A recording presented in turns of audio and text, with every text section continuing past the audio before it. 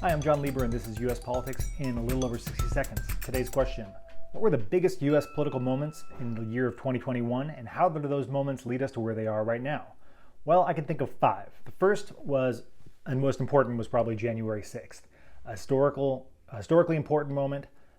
Rioters breached the Capitol building in order to stop the legal counting of the presidential election results. But also, it was an important moment because it created a dividing line for Republicans, who had to decide if they were with President Trump and his, who had a role in instigating the riot, or if they were against him. And a lot of Republicans ended up choosing to be with him, creating various forms of apologies for the rioters over time, and even to some degree making martyrs out of some of them. So this will be a really important defining moment, not just in American history, but also for the Republican Party. Second was passage of the American Rescue Plan in spring of this year, a $1.9 trillion bill that piled on top of the already $4 trillion in stimulus that Congress had passed in 2020 in order to help fight the coronavirus pandemic. Why was this significant? Because it wasn't necessary.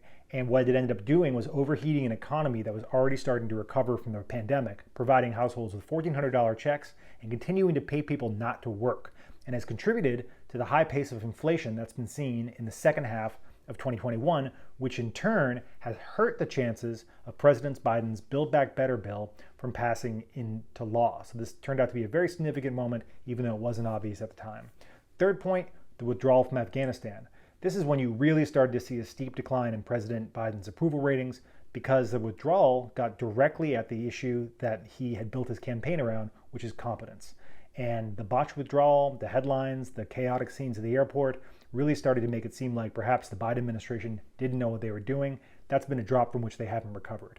Also, something that happened over the summer I want to highlight was the CDC recommending masks indoors in response to the Delta wave of the coronavirus. And while I don't think this in and of itself was a politically significant moment, the return of the coronavirus in 2021 is going to be one of the defining things in Joe Biden's presidency. It's yet another reason that his approval ratings have been dragged so low, and it's something that he just can't shake. And so this will be an ongoing storyline in 2022. And finally, I think the fifth significant moment of the year gets at something else that's been hurting Joe Biden politically, which is inflation.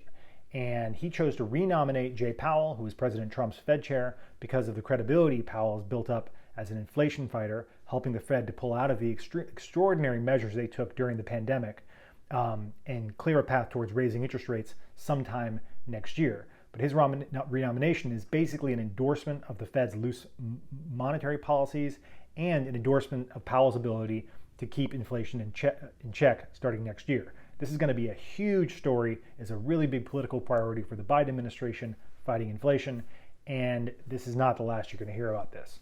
Thanks for watching. This has been U.S. Politics in a little over 60 seconds.